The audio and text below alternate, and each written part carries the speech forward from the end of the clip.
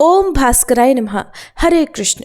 आज दिनांक है 6 दिसंबर, दिन है शनिवार और आज है पौष मास के कृष्ण पक्ष की द्वितीया तिथि, जो कि आज रात 9:25 तक रहेगी। इसके बाद में तृतीया तिथि प्रारंभ हो जाएगी और तृतीया तिथि कल यानी 7 दिसंबर रविवार को शाम 6:24 पर समाप्त होगी। इसके बाद में चतुर्थी तिथि प्रारंभ होगी।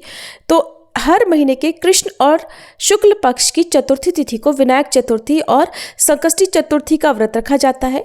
संकष्टी चतुर्थी कृष्ण पक्ष में आती है, तो इस महीने के पौष मास के कृष्ण पक्ष की संकष्टी चतुर्थी का व्रत इस बार 7 दिसंबर रविवार को रखा जाएगा, जिसकी अलग से वीडियो हमारे चैनल पर अपलोडेड है, आप देख सकते हैं। बात करते हैं आज के शुभ मुहूर्तों की। तो 6 दिसंबर शनिवार को सूर्योदय होगा सुबह 6:59 पर, सूर्यास्त होगा शाम 5:36 पर, ब्रह्म मुहूर्त सुबह 5:23 से 6:11 तक रहेगा। अभिजीत मुहूर्त सुबह 11:56 से दोपहर 12:39 तक रहेगा।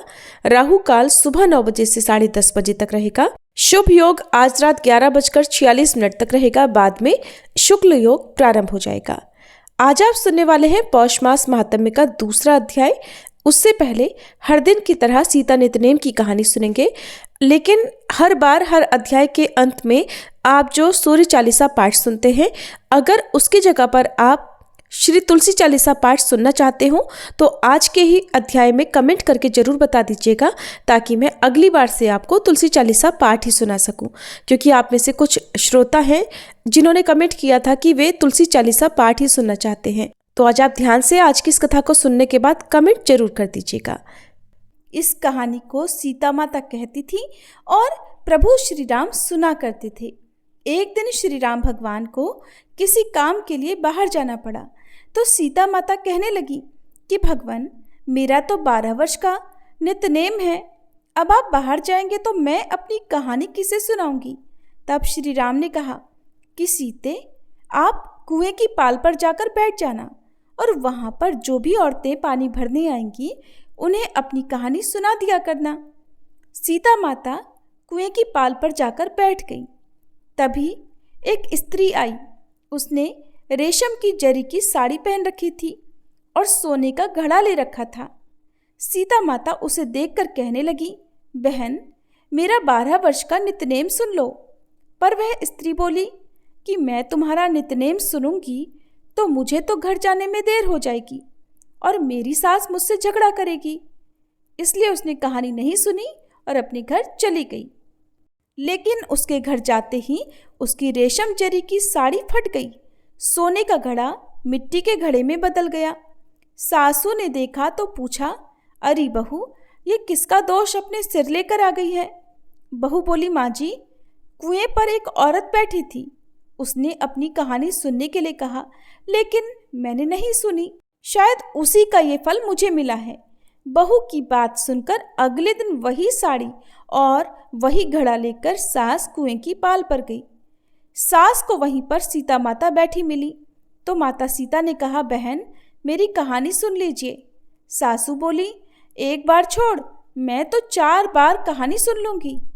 तब सीता माता बोली, राम आए लक्ष्मण आए, देश के पुजारी आए, नित नेम का नेम लाए, आओ राम बैठो राम, तपी रसोई जीमो राम, माखन मिश्री खाओ राम, दूध पताशा पियो राम, सूत के पल का मोठो राम, शाल दुशाला पोठो राम, शाल दुशाला ओढ़ो राम, जब बोलूं राम ही राम, राम सवारे सबके काम, खाली घर भंडार भरेंगे, सबका बेड़ा पार करेंगे, श्री राम जय जय राम। सासू बोली, बहन, कहानी तो बहुत अच्छी लगी। फिर कहानी सुनकर सासू घर चली गई और उसकी साड़ी फिर से रेशम जरी की बन गई। मिट्टी का घड़ा भी फिर वापस से सोने के घड़े में बदल गया। बहू ने देखा तो कहने लगी, सासू माँ, आपने ये सब कैसे किया। सासू बोली, बहू, तू दोष लगा कर आई थी और मैं अब दोष उतार कर आ रही हूँ। बहू ने पूछा कि माँ जी, वह कुएं वाली स्त्री कौन है। सासू ने बताया कि वह तो सीता माता थी। वो पुराने से नया कर देती हैं, खाली घर में भंडार भर देती हैं। वह लक्ष्मी जी का वास घर में कर देती हैं और मनुष्य की जो भी इच्छा हो उसे पूर्ण कर देती हैं। बहू बोली, माँ जी फिर तो ऐसी कहानी मुझे भी सुना दो। सास बोली कि ठीक है, तुम भी सुनो। फिर सास ने कहानी शुरू की। राम आए लक्ष्मण आए, देश के पुजारी आए, नित नेम का नेम लाए, आओ राम बैठो राम, तपी रसोई जीमो राम, माखन मिश्री खाओ राम, दूध बताशा पियो राम, सूत के पलका मोठो राम, शाल दुशाला पोठो राम, शाल दुशाला ओढ़ो राम। जब बोलूं राम ही राम, राम सवारे सबके काम, खाली घर भंडार भरेंगे, सबका बेड़ा पार करेंगे, बोलो श्री राम जय जय राम। कहानी सुनकर बहू बोली, माँ जी कहानी तो बहुत अच्छी है। सासू ने कहा, ठीक है, अब से हम इस कहानी को रोज किया करेंगे। अब सास बहू रोज सवेरे उठती, नहाती धोती और पूजा करने के बाद नित नेम की सीता माता की कहानी कहती। एक दिन की बात है, उनके यहाँ पड़ोस की एक औरत आई और बोली कि बहन जरा सी आँच तो देना। तो बहू बोली कि आँच तो अभी हमने जलाई ही नहीं। पड़ोसन बोली, तो फिर तुम सुबह 4 बजे से उठकर क्या कर रही हो? तो उन्होंने कहा कि हम तो सुबह सुबह उठकर पूजा करते हैं, फिर सीता माता की नित्यनेम की कहानी कहते हैं। पड़ोसन ने उनकी बात सुनकर फिर कहा कि सीता माता की कहानी कहने से तुम्हें क्या मिला? तब वे दोनों बोली कि सीता माता की कहानी कहने से घर में भंडार भर जाते हैं, सारे काम पूर्ण हो जाते हैं, मन की इच्छा भी पूरी होती है। पड़ोसन ने कहा, बहन अगर ऐसा है तब तो फिर मुझे भी कहानी सुना दो। तब बहू बोली कि ठीक है, तुम भी ये कहानी सुन लो। राम आए लक्ष्मण आए, देश के पुजारी आए, नित नेम का नेम लाए, आओ राम बैठो राम, तपी रसोई जीमो राम, माखन मिश्री खाओ राम, दूध बताशा पियो राम, सूत के पलका मोठो राम, शाल दुशाला पोठो राम, शाल दुशाला ओढ़ो राम। जब बोलूं राम ही राम, राम सवारे सबके काम, खाली घर भंडार भरेंगे, सबका बेड़ा पार करेंगे, श्री राम जय जय राम। पड़ोसन ने इस कहानी को सुना तो कहने लगी, बहन कहानी तो बहुत अच्छी लगी। अब वह पड़ोसन भी नित्यनेम सीता माता की कहानी कहने लगी। कहानी कहने से सीता माता ने पड़ोसन के भी धन के भंडार भर दिए। देखते ही देखते अब तो पूरे मोहल्ले में नित्यनेम की कथा चल पड़ी और हर किसी की मनोकामना पूर्ण होने लगी। हे सीता माता, जैसे आपने उन सभी के भंडार भरे, वैसे ही हमारे भी भरना। कहानी कहने वाले, सुनने वाले और हुंकार भरने वाले सबके भरना। सभी प्रेम से बोलिए, सीता मैया की जय। अब अध्याय शुरू करने से पहले आपको सुनाते हैं मानसिक भाव से की गई एक सच्ची पूजा और सच्ची भक्ति की बहुत सुंदर कहानी। आप इस प्रसंग को सुनने के बाद कमेंट करके जरूर बताइएगा कि ये प्रसंग आपको कैसा लगा। एक बार की बात है, एक महान भक्त ब्राह्मण थे और वो मंदिर की पूजा बहुत शानदार ढंग से करना चाहते थे, लेकिन इतनी सेवा पूजा के लिए उनके पास समय तो था लेकिन धन नहीं था। अब एक दिन की बात है कि वह एक भागवत पाठ में बैठे हुए थे और उन्होंने सुना कि श्री कृष्ण तो मन के भीतर भी पूजे जा सकते हैं, जरूरी नहीं कि बाहर की सामग्रियों से मंदिर में बिठाकर ही उनकी पूजा की जाए। अब तो उन्होंने इस अवसर का खूब लाभ उठाया, क्योंकि एक तो वह बहुत दिनों से सोच रहे थे कि भगवान की पूजा मैं बहुत अच्छे ढंग से करना चाहता हूँ, खूब धूमधाम से, तरह तरह की सामग्रियों से, महंगी महंगी वस्तुओं से।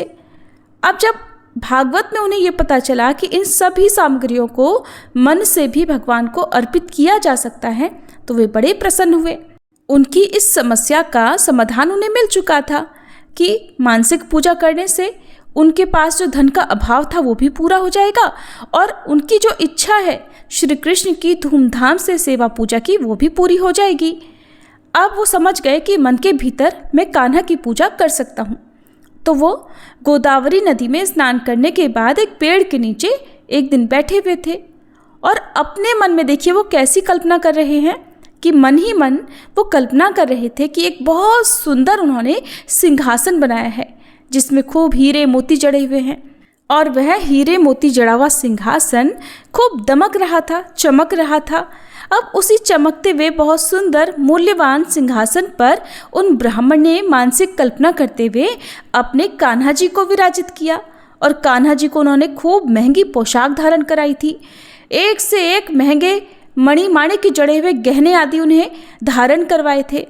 अब वह ब्राह्मण देवता एक साथ ही तो इतनी सारी नदियों का जल लाकर अपनी कान्हा का अभिषेक नहीं करा सकते थे, तो उन्होंने मन ही मन में गंगा जी, यमुना जी, गोदावरी, नर्मदा और कावेरी का स्मरण किया। इन सभी नदियों के जल का एक साथ वो मानसिक अभिषेक करने लगे। फिर अभिषेक करने के बाद खूब तरह तरह के ताजे सुंदर सुंदर रंग बिरंगे फूलों से उनका श्रृंगार करने लगे और उन्हीं सुंदर सुंदर फूलों से उन्होंने अपने कान्हा के लिए माला बनाई और माला के साथ उनके विग्रह का खूब श्रृंगार और पूजन भी साथ साथ चल रहा था। अब श्रृंगार अभिषेक करने के बाद में उन्हें स्मरण हुआ कि मेरे कान्हा तो बहुत देर से भूखे होंगे, क्यों ना आज उनके लिए तरह तरह का स्वादिष्ट व्यंजन पकाया जाए। और व्यंजन भी क्यों, 56 भोग आज तो मैं अपने कान्हा के लिए तैयार करूँगा, मेरे पास तो धन का अभाव है ही नहीं। अब तो वह शुद्ध देसी घी में कान्हा के लिए भोग तैयार कर रहे थे। आज उनकी इच्छा हुई कि क्यों ना कान्हा को आज घी में भुने हुए मीठे चावल खिलाए जाएं। तो वह उनके लिए मीठे चावल पका रहे थे, जिसे परमान्ना कहा जाता है। अब वह भक्त ब्राह्मण ये देखना चाहते थे कि कहीं वह भोग गर्म ज़्यादा तो नहीं है, क्योंकि परमान्ना का भोग ठंडा लगाया जाता है, गर्म नहीं लगाया जाता। अब यही देखने के लिए उन भक्त ब्राह्मण ने जैसे ही परमान्ना में अपनी उंगली डालकर चेक करना चाहा कि उनकी उंगली जल गई, क्योंकि वह गर्मा गर्म था। तब उनका ध्यान टूटा, क्योंकि वहाँ तो कुछ भी नहीं था, लेकिन वो जो मानसिक भाव में इतने डूबे हुए थे, अपनी सुध-बुध ऐसी खो बैठे थे कि उन्हें ये भी नहीं पता था कि ये सारा भाव वो मन से कर रहे हैं और मानसिक रूप से ही परमान्ना तैयार कर रहे हैं। लेकिन उनके भाव सच्चे थे और वो सच्चे मन से ही परमान्ना को ये चेक करना चाहते थे कि कहीं वो ज़्यादा गर्म तो नहीं है, कहीं उनके कान्हा का मुंह तो नहीं जल जाएगा। अब उसी भाव में डूबे हुए जैसे ही उन्होंने परमान्ना में उंगली डाली, उनकी उंगली जल गई। अब जब उनका ध्यान टूटा तो वहाँ उन्होंने क्या देखा कि वहाँ तो कुछ भी नहीं है, बल्कि वो तो एक पेड़ के नीचे बैठे हुए हैं और ये सब कुछ उनके भीतर ही भीतर उनके मन में चल रहा था। वो मन में ही ये सब कुछ कर रहे थे। अब उन्होंने अपनी उंगली देखी, वो तो जली हुई थी। ये देखकर वो हैरान रह गए कि ऐसा कैसे हो सकता है। और उधर वैकुंठ लोक से श्री नारायण भगवान मुस्कुरा रहे थे अपने उस भक्त को देखकर। उन्हें मुस्कुराते देखकर देवी लक्ष्मी ने पूछा, प्रभु आप क्यों मुस्कुरा रहे हैं, कारण मुझे भी तो बताइए। तब भगवान ने देवी को धरती लोक पर बैठे उस भक्त की ओर इशारा करके कहा, देवी वो देखिए, मेरा एक भक्त ऐसा है, कितना अनोखा है, जो मेरी इस तरह भाव से पूजा करता है। अब मेरे दूतों को तुरंत भेजा जाए उसे वैकुंठ लाने के लिए।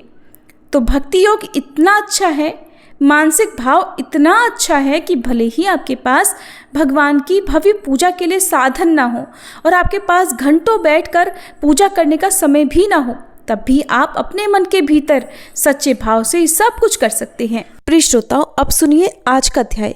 और अब जो कथाएं आप हमारे चैनल पर लगातार सुनेंगे, ये कथाएं आपने आज तक कभी कहीं नहीं सुनी होंगी।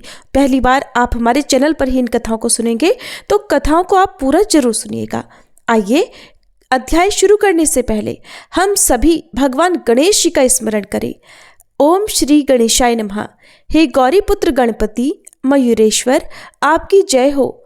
आप प्रचंड प्रतापी तथा उदार कीर्ति हैं। आपका स्मरण कार्यारंभ में साधु पुरुष तथा विद्वान करते आए हैं। हे दयाघन, जैसे अग्नि के सामने तृण की कोई गणना नहीं, वैसे ही आपकी कृपा शक्ति इतनी अगाध है कि सारे विघ्न भस्म हो जाते हैं। इसलिए यह दासगण आपके चरणों में वंदना करते हैं कि जिससे उसके मुख से रसयुक्त रचना हो।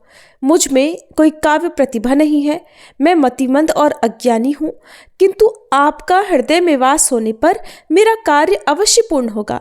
अब मैं ब्रह्म की प्रकृति स्वरूप आदि माया कवि श्रेष्ठों द्वारा ध्यात ब्रह्म कुमारी माँ शारदे का वंदन करती हूँ। उन माँ जगदम्बा को हमारा साष्टांग प्रणाम है। हम अज्ञानी बालक हैं, इस दृष्टि से हमारे साहस का अभिमान दूर करो। हे माता, आपकी कृपा से जो कि अगाध है, पंगु चढ़ाई कर सकता है और गूंगा धारा प्रवाहित भाषण सभा में दे सकता है। ऐसी आपकी जो अगाध महिमा है उसमें कमी न आने पावे, इसलिए हम सभी की सहायता करें। हमारा ध्यान कथा श्रवण में ना भटके। आप सर्वव्यापी चराचर में रहने वाले सर्वेश्वर और कर्ता धर्ता सब कुछ आप ही हैं। हे माता पिता, आप ही जगत जनता जनार्दन है, केवल आप ही परिपूर्ण हैं। आप सगुण और निर्गुण दोनों में है। आपकी महिमा वेद शास्त्रों में भी नहीं जानी जाती। फिर भला दास गणों की तो गिनती ही क्या, किंतु राम जी की महिमा से मरकट अपार शक्तिशाली हो गए और श्री कृष्ण कृपा से यमुना तीर के गोपाल अपरिमित बलशाली हो गए। फिर आपकी कृपा के लिए धन की तो आवश्यकता ही नहीं। अनन्य शरण गति से आपकी कृपा सहज ही प्राप्त हो जाती है।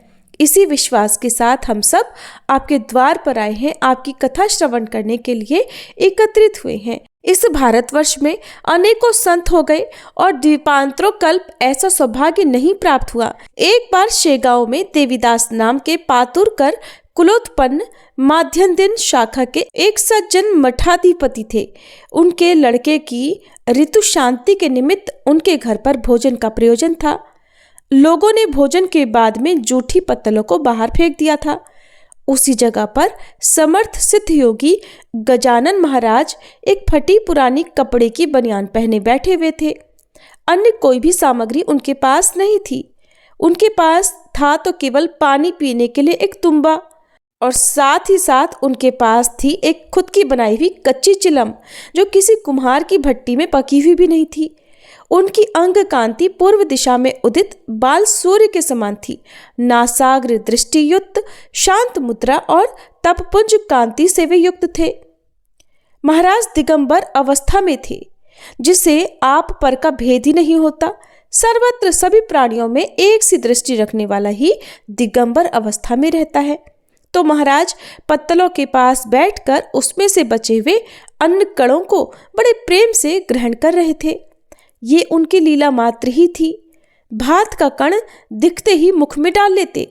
वस्तुतः महाराज का यह कार्य अन्न पर ब्रह्म है, ये बताने के लिए ही था।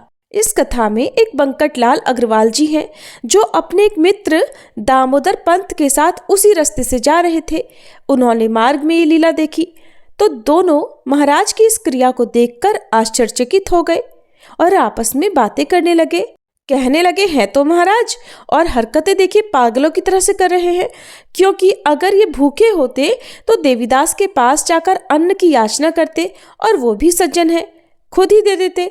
लेकिन ये तो जूठी पत्तलों से अन्न के कण चुन चुन कर खा रहे हैं। अगर ये देवीदास से भोजन की याचना करते तो देवीदास इनको कभी विमुख नहीं कर सकता था, और इस कृति के बारे में तो कोई तर्क नहीं चलती। बंकटलाल ने अपने मित्र से कहा कि हम लोग यहीं खड़े होकर देखेंगे कि अब आगे क्या होता है। श्रीमद् भागवत में व्यास जी का वचन है कि सच्चे साधु जगत में उन्मत्तवत रहते हैं।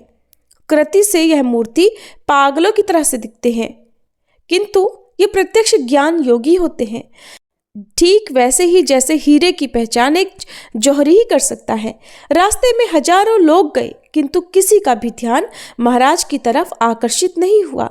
केवल वे दोनों ही एकटक महाराज जी की ओर देखते रहे। अगर हीरे और गार पत्थर मिलाकर रख दिए जाएं, तो रत्न परखने वाला हीरो को चुनकर गार पत्थर को छोड़ देगा। इसी प्रसंग में महाराज जी को विनयपूर्वक पूछने के लिए बंकटलाल अग्रवाल उनके सामने गए। उन्होंने प्रार्थना की कि महाराज जी, अन्न के लिए आप पत्तलों को क्यों ढूंढ रहे हैं? अगर अन्न की इच्छा हो तो हम उसका प्रबंध किए देते हैं। ऐसा बंकटलाल के पूछने पर महाराज ने उनके प्रश्न का कोई उत्तर ही नहीं दिया, बल्कि वे मौन रहकर पहले की तरह उन कणों को चुन चुन कर खाते रहे। केवल ऊपर की ओर देखा और फिर उन दोनों को एक साथ देखा। महाराज विशाल वक्ष स्थलयुक्त और तेजपुंज कांतियुक्त सुदृढ़ स्नायु वाले भुजदंड निजानंद में लवलीन योगी थे। उनको मौन धारण करके बंकटलाल ने अपने मन में संतोष धारण करके प्रणाम किया और देवीदास से कहा, महाराज एक पत्तल आप शीघ्र ही बाहर परोसिए। जरा देखिए तो ठीक आपके घर के बाहर एक महाराज जी जूठी पत्तलों में बचा हुआ भोजन खा रहे हैं। देवीदास ने उनके कहे अनुसार एक पत्तल भरकर तरह तरह के स्वादिष्ट व्यंजन से भरकर महाराज जी के सामने ले जाकर रख दी। उस परोसे हुए पत्तल पर बैठकर अब महाराज जी उसे पाने लगे। जिसको किसी स्वाद की कोई इच्छा ही नहीं, भला उसे मिष्ठान्न से क्या रुचि। जो ब्रह्मरस पीकर भी तृप्त है, क्या वो राब का सेवन करेगा? नहीं करेगा। उसे तो ब्रह्मरस से जो आनंद आएगा फिर वो किसी और वस्तु में मिल ही नहीं सकता। जो सार्वभौम राज्य का अधिपति है, क्या वो जागीर की कामना करेगा? महाराज ने सारे पकवान एक में मिला दिए और इस प्रकार फिर उनको ग्रहण करके अपनी जठराग्नि शांत की। क्योंकि देवीदास तो पत्तल में अलग अलग तरीके से अलग अलग जो खाने पीने की वस्तु थी वो परस कर लाए थे। कहीं पर मिठाई रखी थी पत्तल में, कहीं पर पुलाव था, सब्जी, पूड़ी आदि तरह तरह के व्यंजन उस पत्तल में थे। लेकिन महाराज जी ने चाहे मीठा हो या नमकीन, खट्टा हो या फीका, सारे व्यंजनों को एक साथ मिलाकर अपनी भूख शांत की। ये घटना सामान्यतः दूसरे पहर के समय की है। बंकटलाल ने अपने मित्र से कहा कि हम लोग इन्हें उन्मत्त समझ रहे हैं, ये वास्तव में हमारी ही भूल है। सुभद्रा जी को पाने के लिए अर्जुन वेशांतर करके उन्मत्त वर्तन कर रहा था। वे ज्ञान सागर मोक्ष रूपी सुभद्रा को प्राप्त करने के लिए इसी प्रकार का आचरण कर रहे हैं। हमारा ये शेगांव धन्य है जिसे भगवान विष्णु ने ऐसा निरीच्छ योगीराज दिया है। सूर्य मध्याह्न में आग से चारों ओर भूभाग को तप्त कर रहा था। पक्षीगण आश्रय के लिए कहीं ठंडी छांव पाने के लिए अपने अपने घोंसलों में जा छिपे। ऐसे तप्त धाम में जब पूरी धरती तप रही थी, वे योगीराज बिना किसी परेशानी के, उन्हें न तो गर्मी सताती थी न ही ठंड उन्हें परेशान करती थी, वो आनंद पूर्वक स्थित हैं। सो यही तो साक्षात ब्रह्म है और इन्हें किसी प्रकार का कोई भय भी नहीं है। इन्होंने यथेच्छ भोजन तो कर लिया, किंतु अब इनके तुम्बे में तो पानी नहीं है। चलो अब हम इन्हें जल ला कर देंगे। उस विषय में उन्होंने महाराज जी से पूछा, महाराज जी क्या हम लोग आपके लिए जल लेकर आ जाए? तब महाराज हंसकर कहने लगे, अगर आप लोगों को आवश्यकता है, अगर आप लोगों को लगता है कि भोजन करने के बाद मुझे पानी पीना चाहिए तो ले आइए। मेरी तो ऐसी कोई आवश्यकता नहीं है। हालांकि आप लोगों में और हम में कोई भेद नहीं है, किंतु जगत विहार की दृष्टि से आप लोगों का ऐसा कहना सत्य है कि मुझे पानी की आवश्यकता होगी। अब देह ने अन्न ग्रहण किया तो उसे जल की तो आवश्यकता है ही। अगर आप लोग चाहते हैं कि मैं जल पीऊं तो आप जल की व्यवस्था भी कर लीजिए, जिससे कार्य की पूर्तता हो जाए। ये सुनकर बंकटलाल ने पंत जी से कहा, अपने मित्र पंत से कहा, पंत अपना ये सौभाग्य है। ऐसा कहकर दामोदर पंत जल लेने के लिए भीतर गए। इतने में ही महाराज पास में ही कुएं के साथ पशुओं के पीने के लिए जहां पर कुंड बना था उसी में से जल पीने लगे। जब तक पंत लोटा भरकर जल लेकर महाराज जी के सामने आए तो देखा महाराज जी तो पशुओं के पीने का जो जल था उसी में से जल पी रहे थे। तो वे महाराज जी से बोले, महाराज जी ऐसा मत कीजिए, ये पशुओं के पीने का जल है, इसमें से आप जल मत पीजिए। ये लीजिए, मैं लोटा भरकर लेकर आया हूँ, यही पीने योग्य पानी है। इसमें उशीर औषधि डालकर इसको शीतल भी किया गया है। ये सुनकर महाराज जी ने कहा, ऐसी व्यवहारिक बातें आप हमसे मत कहिए। जल तो जल होता है, अब चाहे वो पशुओं के पीने का हो या हमारे लिए पीने का हो, हमें किसी में भेदभाव नहीं करना चाहिए। ऐसा कहकर वे पहले की तरह उस कुंडे से पानी पीने लगे। ये सब देखकर वे दोनों भगवत भक्त होकर उनके श्री चरणों में लौटने लगे और उनका हेतु जानकर महाराज वहां से पलायन कर गए। महाराज जी ने सोचा, अब तो ये दोनों मेरे पीछे पड़ जाएंगे। इसके बाद तो महाराज जी वायु की गति से वहां से चले गए। अब भला उनकी वायु गति को कौन रोक सकता है। अब जब महाराज जी वहां से चले गए तो बंकटलाल जी को बड़ा दुख हो रहा था। वे सोचने लगे कि कितनी दुर्दशा है महाराज की। जूठी पत्तलों में से भोजन के कण चुन चुन कर खा रहे थे और पीने का साफ पानी छोड़कर कुंडे से पानी पी रहे थे, और वो भी वो पानी जो पशु पीते हैं। ये बात उन्हें मन ही मन बड़ा दुखी कर रही थी। इसके बाद तो बंकटलाल जी को न तो भोजन और जल कुछ भी अच्छा नहीं लग रहा था। उन्हें गजानन महाराज के रूप का सतत ध्यान मन में आ रहा था। अब तो वे जिधर देखते उधर महाराज जी की ही अनुपम मूर्ति का भास हो रहा था। प्रिय श्रोताओ, इसे ही ध्यान कहते हैं, जो योग शास्त्र अनुसार धारणा कहलाता है। जैसे गाय का कोई नन्हा बछड़ा अपनी माँ के आसपास ना होने पर माँ माँ कहकर हमेशा उसे ही पुकारता रहता है, अपनी माँ का ही ध्यान करता रहता है। अब तो वही अवस्था बंकटलाल जी की हो गई। ये अंतर्व्यथा बताने के लिए उनके पास कोई जगह भी नहीं थी। वे भला किसके पास जाकर अपना हाल बताते, अपनी व्यथा बताते, और अपने पिता से कहने का धैर्य तो उनमें था ही नहीं। अब ऐसी अवस्था में उन्होंने पूरा समय शेगांव में महाराज जी को ढूंढने में बिताया। हर कोने में उन्हें ढूंढ लिया, लेकिन कहीं पर भी महाराज जी नहीं मिले। अब जब चारों ओर ढूंढ ढांड कर वे अपने घर आए, तो घर आने पर उनके पिता भवानी राम ने उनसे पूछा, बेटा आज तो तुम्हारा मुखमंडल म्लान हो गया है और तुम बड़े व्याकुल से दिख रहे हो, क्या कारण है? तुम युवा हो, घर में किसी वस्तु की कमी नहीं है, फिर भला तुम्हें किस बात की चिंता है जिस कारण तुम्हारी ये हालत हो गई है? क्या तुम किसी रोग से पीड़ित हो रहे हो? अगर ऐसा है तो जल्दी बताओ, क्योंकि पिता से कभी कुछ भी नहीं छुपाना चाहिए। ऐसा पिता के पूछने पर बंकटलाल ने इधर उधर की बातें बताकर पिता को शांत किया और फिर से महाराज जी को शेगांव में ढूंढने का प्रयास शुरू कर दिया।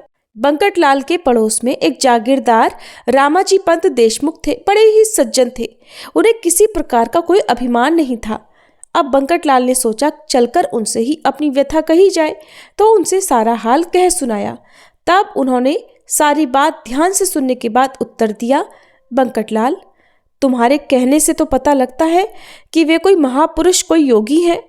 ऐसे कर्म और लक्षण पूर्व सुकृत प्राप्त योगी में ही होते हैं, नहीं तो भला आज के समय में ऐसे लक्षणों का थोड़ा सा अंश भी दर्शन होना बड़ा दुर्लभ है।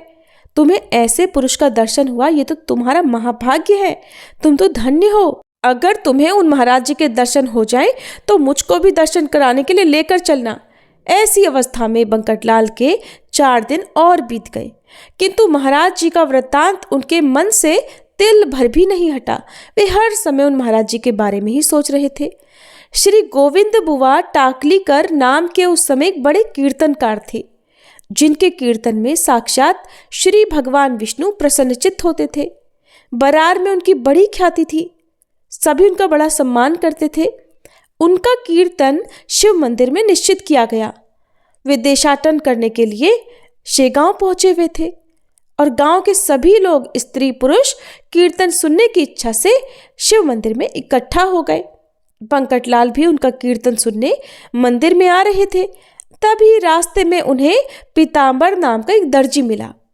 ये पीताम्बर बड़ा भाविक था। उसको बंकटलाल ने महाराज जी का समाचार सुनाया। तभी अचानक उनकी नजर पड़ी मंदिर के पिछले हिस्से पर, जहां पर वही महाराज जी बैठे दिखाई पड़े। फिर तो काहे का कीर्तन, कैसा कीर्तन! बंकटलाल दौड़कर उनके समीप गए, जैसे कोई कंजूस व्यक्ति धन के हांडी को देखकर उसकी तरफ दौड़ता है, वही दशा बंकटलाल की हो गई। जैसे चातक पक्षी स्वाति नक्षत्र के बादलों को देखकर प्रसन्न हो जाता है, मेघ के दर्शन करके मोर या चंद्रमा के दर्शन से चकोर पक्षी हर्षित होता है, ऐसे ही बंकटलाल महाराज जी को देखकर बड़े हर्षित हुए। दोनों महाराज से थोड़ी दूर पर खड़े होकर विनय पूर्वक पूछने लगे, महाराज क्या हम आपके लिए भोजन सामग्री लेकर आ जाए? तब महाराज जी ने उत्तर दिया, लगता है तो बेसन रोटी मालिन के घर से ले आओ। झट से बंकटलाल ने बेसन और आधी रोटी लाकर योगेश्वर जी के हाथ पर रख दी।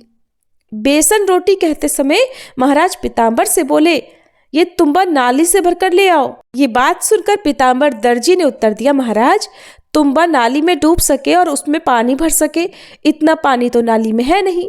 साथ आने जाने वाले लोग तथा पशुओं ने ये पानी खराब कर दिया है और वो पीने लायक नहीं है। मैं किसी दूसरी जगह से पानी भर कर लाता हूँ। उस पर महाराज जी कहने लगे, नहीं नहीं, हमें दूसरी जगह का पानी नहीं चाहिए, ये तुम्बा डुबाकर नाले का ही पानी लेकर आओ। अंजुली से मत भरना, तुम्बे से ही भरना। इसके बाद तत्काल पीताम्बर उस नाले पर गया, किंतु तुम्बा भरे इतना जल उसे कहीं पर भी नहीं दिखाई दिया। अब तो पीताम्बर दर्जी की स्थिति बड़ी विचित्र हो गई। नाले में पैर के तलवे भी नहीं डूबते थे, भला तुम्बा कैसे डूबकर पानी भरे उसमें। महाराज जी की आज्ञा थी तो माननी तो थी ही। उसने धैर्य धारण करके तुम्बा सीधा पानी में डुबोया, तुरंत वो जल से भर गया। अब चमत्कार देखिए, जहां जहां वो तुम्बा डुबोता था वही वह जल से भर जाता। नाले का पानी तुम्बे में जाते ही स्फटिक मणि के समान स्वच्छ और निर्मल हो जाया करता। ये देखकर पीताम्बर बड़ा आश्चर्यचकित हो गया। अब उसने मन ही मन अनुमान किया कि ये तो जरूर योगेश्वर की शक्ति से ही हो रहा होगा और इसमें कोई संदेह भी नहीं। उसने तुम्बा ले जाकर महाराज जी को दिया और फिर उन्होंने भोजन के बाद उस तुम्बे से जल का पान किया। इसके बाद महाराज ने बंकटलाल से सुपारी मांगी और कहा कि क्या मालिन के बेसन रोटी से ही मेरी सेवा करेगा? जा और जाकर खिस्से में से सुपारी निकालकर काट कर दो। ये सुनकर बंकटलाल बड़ा प्रसन्न हुए। उन्होंने सोचा, महाराज जी मुझे खुद ही आज्ञा दे रहे हैं, ये तो मेरा परम सौभाग्य है उनकी सेवा करने का। उन्होंने प्रसन्न होकर सुपारी के साथ साथ दूदंडी तांबे के 2 पैसे महाराज जी के हाथ पर रख दिए। उस समय बरार में मुसलमानी सिक्के खड़कू, दुदंडी, व्याघ्रांबरी आदि व्यवहार में प्रचलित थे। जैसे आजकल रुपए होते हैं, उस समय खड़गू, दुदंडी आदि हुआ करते थे। तो महाराज जी को बंकटलाल ने व्याघ्रांबरी, दुदंडी सिक्के दे दिए। उन्हें देखकर महाराज जी हंसे और बोले, क्या हमें व्यापारी समझते हो जो ये सिक्के हमें अर्पण कर रहे हो?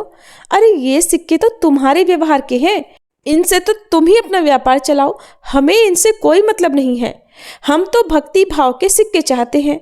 तुम्हारे पास भाव है इसीलिए तुम्हें पुनः दर्शन हुए। अब जाकर तुम लोग कीर्तन सुनो और मैं यहीं पर नीम के पेड़ के नीचे बैठकर कीर्तन सुनता हूँ।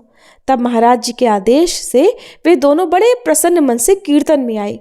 कीर्तन में गोविंद बुवा ने भागवत के 11वें स्कंद की हंस गीता का एक श्लोक निरूपण के लिए लिया हुआ था। आरंभ में जैसे ही बुवा ने श्लोक का पूर्वार्ध उच्चारण किया, उसके बाद महाराज जी ने झट से उत्तरार्ध उच्चारण आरंभ कर दिया। वो सुनकर गोविंद बुवा मन में शंकित हो गए। उन्होंने लोगों से कहा कि उत्तरार्ध का उच्चारण करने वाला वह व्यक्ति निश्चित ही कोई अधिकारी पुरुष है। आप लोग उन्हें सम्मान सहित मंदिर में लेकर आइए।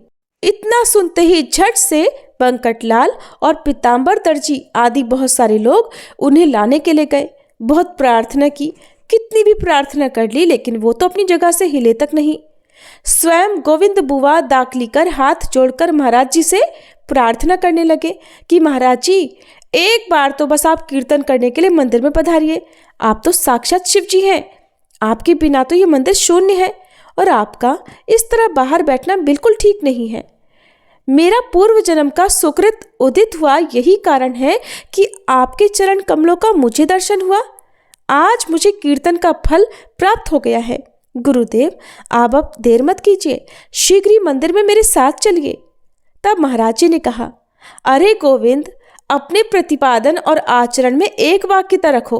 अभी अभी तो तुमने प्रतिपादन किया था कि चारों ओर ईश्वर व्याप्त है, फिर अंदर और बाहर कहाँ रहा? और फिर ये हट किस लिए? जिसने जैसा प्रतिपादन किया था उसे तो वैसा ही आचरण करना चाहिए। अभी अभी तो तुम कह रहे थे कि भगवान तो चारों ओर है। अब मैं यहाँ बैठा रहूं या भीतर जाऊं, बात तो एक ही है। साधक को चाहिए कि वो शब्द छल बिल्कुल भी ना करे। जो उसने कहा है उसी पर उसको अडिग रहना चाहिए। भागवत के श्लोक का प्रतिपादन करते हो और उसके विरुद्ध आचरण करते हो, ये कीर्तनकारी पद्धति ठीक नहीं है। उदर भरण कीर्तनकार तुम्हें भूमि पर नहीं होना था। जाओ और कीर्तन समाप्त करो, मैं यहीं बैठकर सुनता हूँ। तब बुआ मंदिर में आकर ऊंचे स्वर से बोले, श्रोताओं, शेगांव में ये अनमोल रत्न प्राप्त हुआ है, आप लोग इन्हें संभालो। ये शेगांव न रहा बल्कि साक्षात विट्ठल भगवान के निवास से पंढरपुर हो गया है। इनकी देखभाल करो, सेवा करो और इनकी आज्ञा को वेद वाक्य समझकर शिरोधार्य कर पालन करो। इसी से तुम्हारा निश्चित कल्याण होगा। ये निधि अनायास तुम लोगों को मिली है, इसे संभालो। फिर तो कीर्तन बड़ा अच्छा हुआ और बंकटलाल को बड़ी प्रसन्नता हुई। घर पर आकर उन्होंने अपने पिताजी से सारा वृतांत कह सुनाया और कहा, पिताजी महाराज जी को अपने घर ले आओ। पुत्र से वृतांत सुनकर भवानी राम ने कहा, बेटा तू ही जाकर महाराज जी को ले आ। पिताजी की अनुज्ञा मिलने से उन्हें बड़ी उत्कंठा हुई कि कब और कहाँ गुरु मूर्ति मिलेगी जिन्हें मैं घर ला सकूं। चौथे दिन सदगुरुनाथ माणिक चौक में बंकटलाल जी को मिले।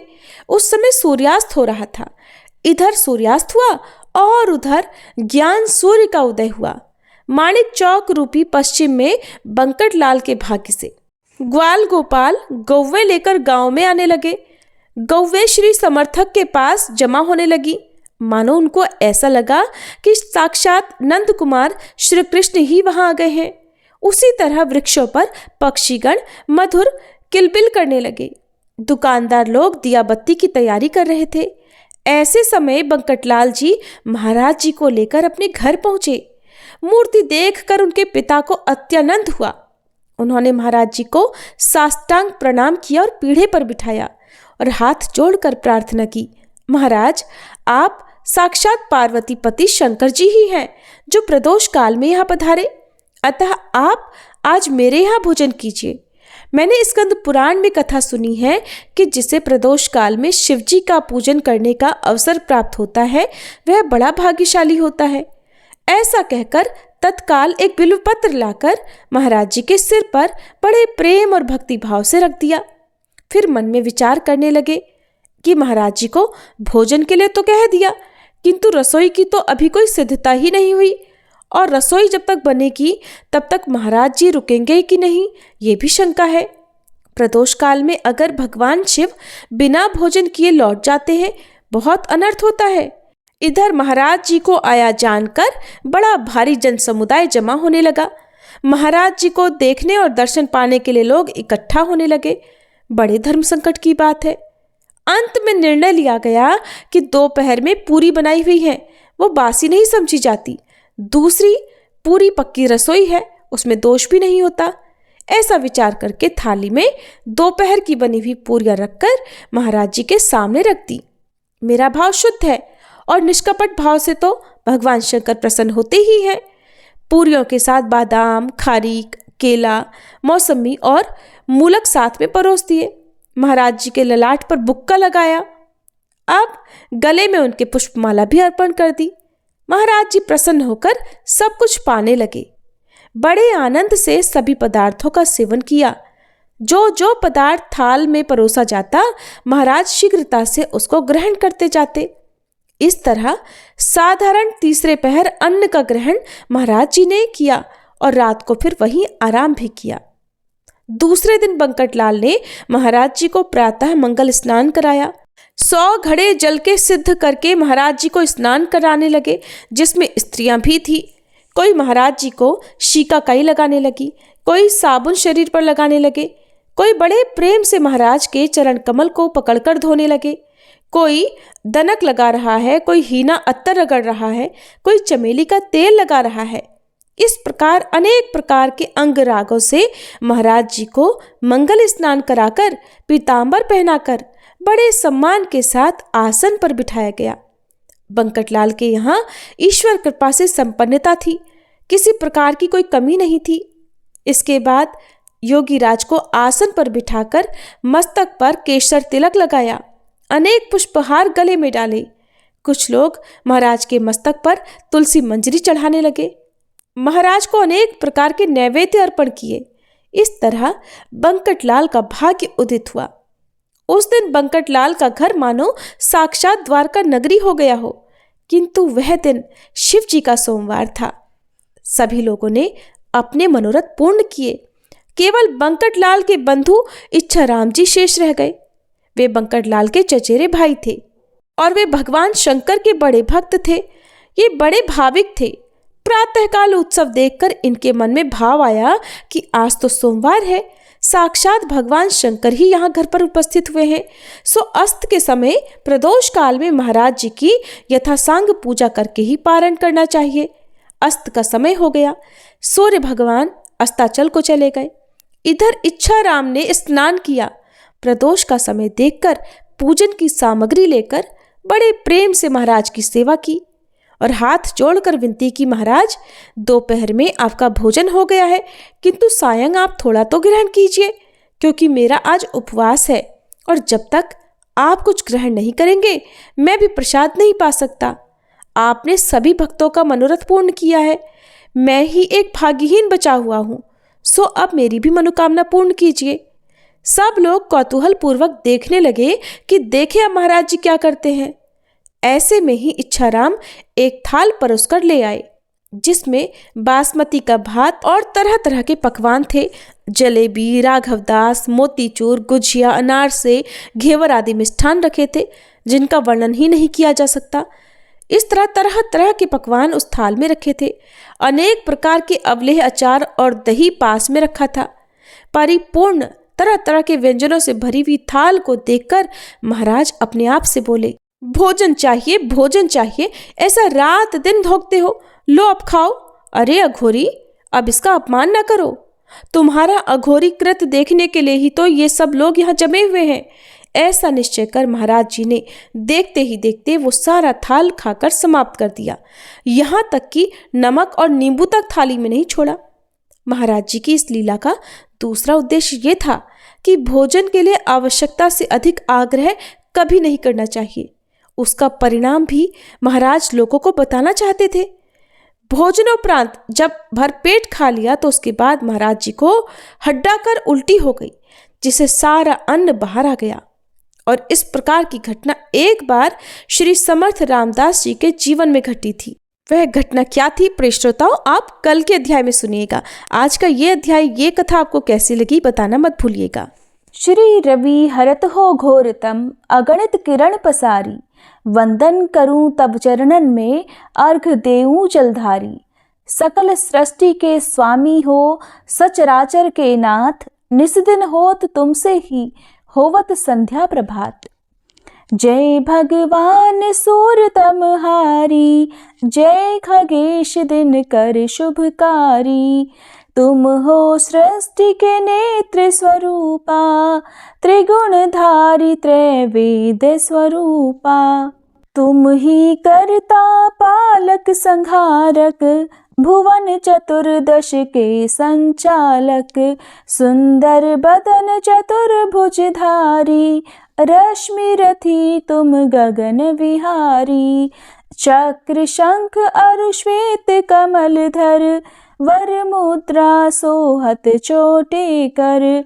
शीश मुकुट कुंडल गलमाला, चारु तिलक तब भाल विशाला। सप्त अश्वरथ अति द्रुतगामी, अरुण साथी गति अविरामी। रक्त वरुण आभूषण धारक, अति प्रिय तोहे लाल पदारथ। सर्वात्मा कहे तुम्हें ऋग्वेदा, मित्र कहे तुमको सब वेदा। पंचदेवों में पूजे जाते, मनोवांछित फल साधक पाते। द्वादश नाम जाप उद्धारक, रोग शोक अरु कष्ट निवारक। माँ कुंती तब ध्यान लगायो, दानवीर सूत कर्ण सो पायो। राजा युधिष्ठिर तब जस गायो, अक्षय पात्र वो वन में पायो। शस्त्र त्याग अर्जुन अकुरायो, बन आदित्य हृदय से पायो। विंध्याचल तब मार्ग में आयो, हाहाकार तिमिर से छायो। मुनि अगस्त गिरि गर्व मिटायो, निज तप बल से विंध्य नवायो। मुनि अगस्त तब महिमा गाई, सुमिर भये विजयी रघुराई। तोहे विरोक मधुर फल जाना, मुख में ली नहीं तोहे हनुमाना।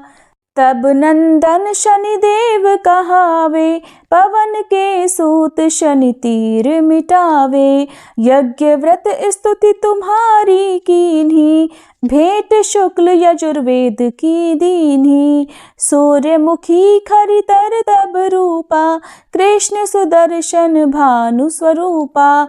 नमन तोहे ओंकार स्वरूपा, नमन आत्मा अरुकाल स्वरूपा।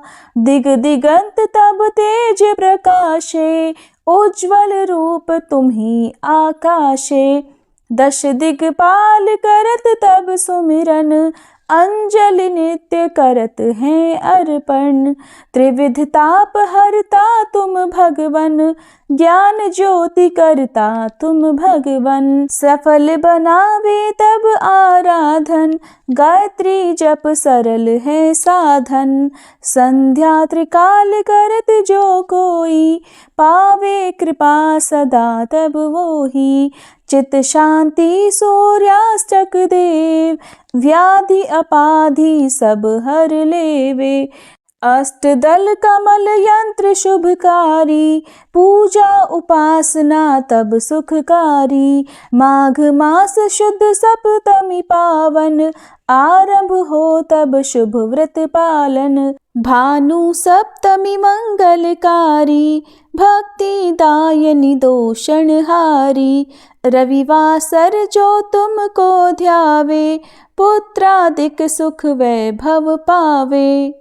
पाप रूपी पर्वत के विनाशी, व्रज रूप तुम हो अविनाशी। राहु आन तब ग्रास बनावे, ग्रहण सूर्यता को लग जावे। धर्म दान तप करते हैं साधक, मिटत राहु तब पीड़ा बाधक। सूर्य देव तब कृपा कीजे, दीर्घ आयु बल बुद्धि दीजे। सूर्य उपासना कर नित ध्यावे, कुष्ठ रोग से मुक्ति पावे। दक्षिण दिशा तोरी गति जावे, दक्षिणायन वो ही कहलावे। उत्तर मार्गी तोरो रथ होवे, उत्तरायण तब वो कहलावे। मन और वचन कर्म हो पावन, संयम करता भलित आराधन। भरत दास चिंतन करत घर दिन कर तब ध्यान, रखियो कृपा इस भक्त पे तुम्हारी सूर्य भगवान। ओम जय सूर्य भगवान, जय हो दिनकर भगवान। जगत के नेत्र स्वरूपा, तुम हो त्रिगुण स्वरूपा। धरत सब ही तब ध्यान, ओम जय सूर्य भगवान। सारथी अरुण है प्रभु, तुम श्वेत कमल धारी। तुम चार भुजाधारी, अश्व है सात तुम्हारे। कोटि किरण पसारे, तुम हो देव महान। ओम जय सूर्य भगवान। उषा काल में जब तुम उदयाचल आते, सब तब दर्शन पाते। फैलाते उजियारा, जागता तब जग सारा। करे सब तब गुणगान, ओम जय सूर्य भगवान। संध्या में भुवनेश्वर अस्ताचल जाते, गोधन तब घर आते। गोधूली बेला में हर घर हर आंगन में, हो तब महिमा गान। ओम जय सूर्य भगवान। देव दनुज नर नारी, ऋषि मुनिवर भजते। आदित्य हृदय जपते, स्तोत्र ये मंगलकारी। इसकी है रचना न्यारी, दे नव जीवन दान। ओम जय सूर्य भगवान। तुम हो त्रिकाल रचयिता, तुम जग के आधार। महिमा तब अपरंपार, प्राणों का सिंचन करके भक्तों को अपने देते। बल बुद्धि और ज्ञान, ओम जय सूर्य भगवान। भूचर जलचर खेचर, सबके हो प्राण तुम्ही। सब जीवों के प्राण तुम्ही। वेद पुराण बखाने, धर्म सभी तुम्हें माने। तुम ही सर्वशक्तिमान, ओम जय सूर्य भगवान। पूजन करती दिशाएं पूजे दश दिक्पाल, तुम भुवनों के प्रतिपाल। ऋतुएं तुम्हारी दासी, तुम शाश्वत अविनाशी, शुभकारी अंशुमान। ओम जय सूर्य भगवान। ओम जय सूर्य भगवान। जय हो दिनकर भगवान। जगत के नेत्र स्वरूपा, तुम हो त्रिगुण स्वरूपा, धरत सब ही तब ध्यान। ओम जय सूर्य भगवान। ओम जय सूर्य भगवान।